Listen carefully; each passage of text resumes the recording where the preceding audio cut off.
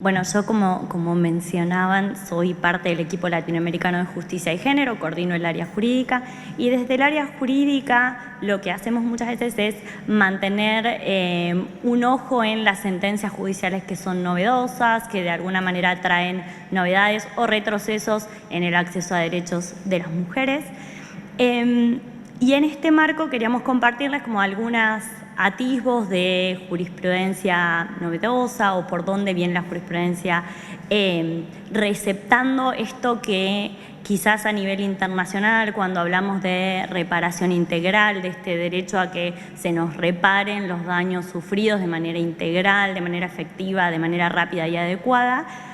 y que tiene ciertos estándares y que tiene distintas categorías a nivel internacional, cómo eso puede aplicarse a nivel nacional con otros procedimientos, con otras lógicas y donde quizás a nivel internacional se pueden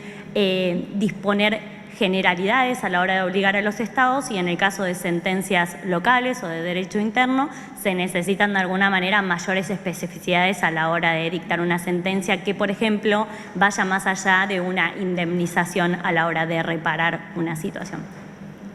Entonces,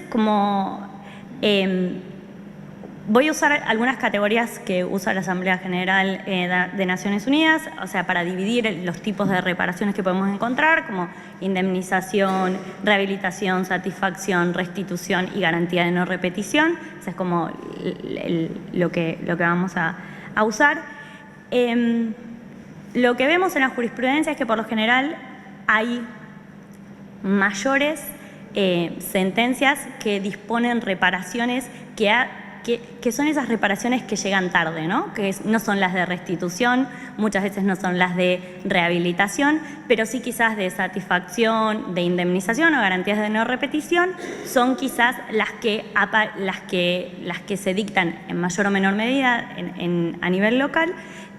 justamente porque son las que vienen tarde, ¿no? Las de restitución significa que de alguna manera el Poder Judicial llegó a tiempo para poder restituir la situación al estado original de las cosas. Entonces, en términos de indemnización, por ejemplo, a nivel local lo que vemos es que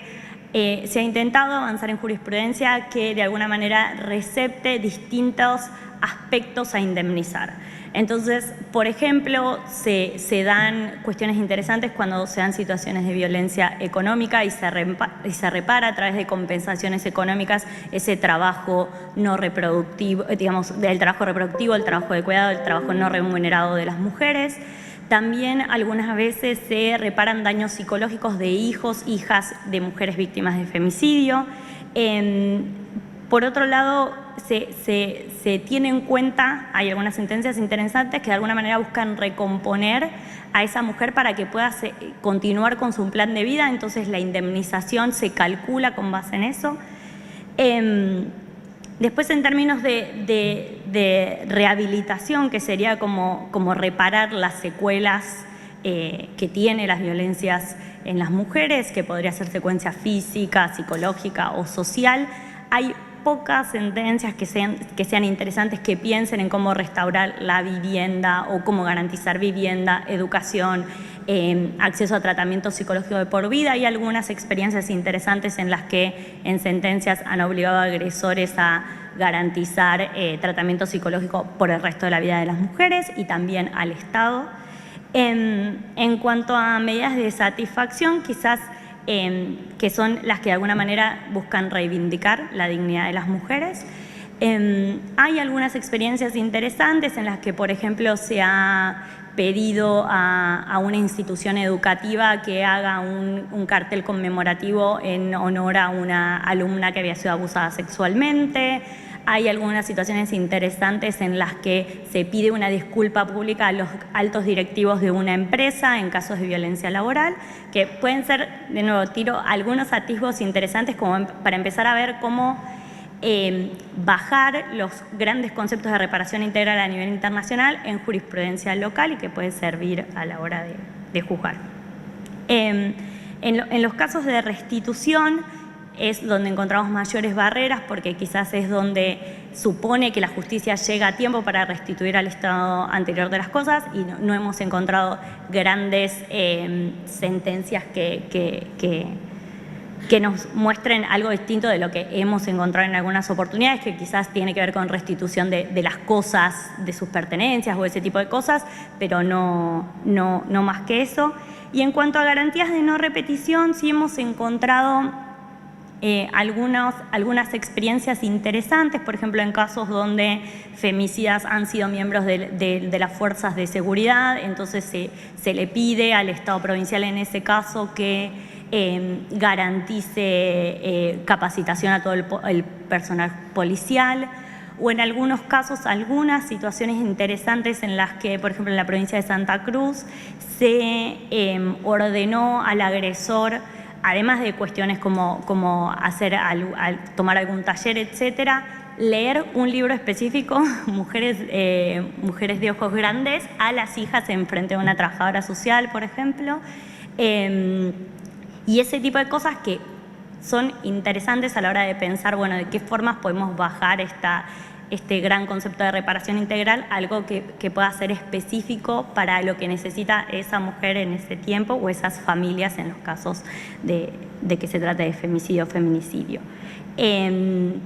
Lo que vemos quizás como un gran desafío o aspectos a tener en cuenta a la hora de pensar las reparaciones, y esto quizás de haber acompañado y dialogado y conversado con muchas mujeres víctimas de violencias, es que hay como algunos aspectos subjetivos a tener en cuenta y algunos otros más estructurales.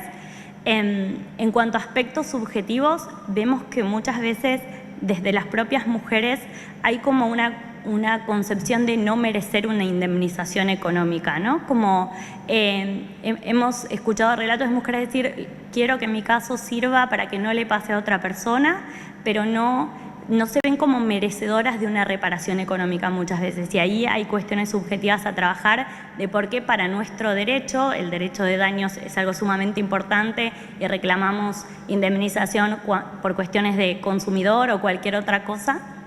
y por qué no podemos identificarnos como merecedoras de una reparación económica a la hora de pensar que fuimos cercenadas en nuestro plan de vida o fuimos violentadas y no pudimos concretar nuestro plan de vida a la hora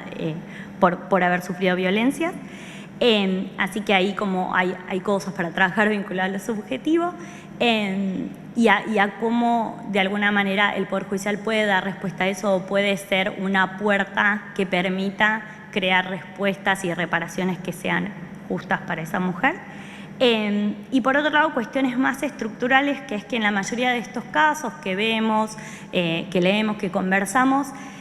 depende mucho de la voluntad, de la creatividad de algún operador judicial que avanza